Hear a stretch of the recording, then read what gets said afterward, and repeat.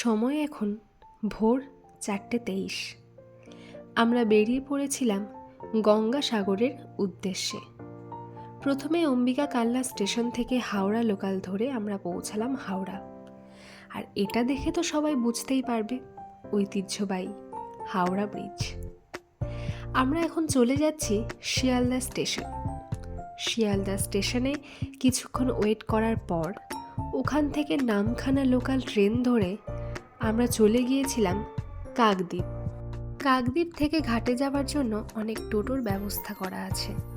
আমরা এখন টোটো করে চলে যাচ্ছি লট নাম্বার 8, যেখানে আমাদের লঞ্চ আছে। তো লঞ্চ করে পৌঁছালেই যে আমরা গঙ্গাসাগর পৌঁছে যাব তা নয়। কথায় আছে না, সব তীর্থ বারবার গঙ্গাসাগর একবার। এত যে জার্নি হয়, সেই জন্যই হয়তো এই কথাটা বলা হয়েছে। তো চলো এবার লঞ্চের দিকে আস্তে আস্তে এগোনো যাক। গঙ্গাসাগর পৌঁছে আমরা কতদিন থেকেছি, কোথায় কোথায় ঘুরেছি, খাওয়া দাওয়া কি করেছি, সব কিছু তোমরা দেখতে পাবে।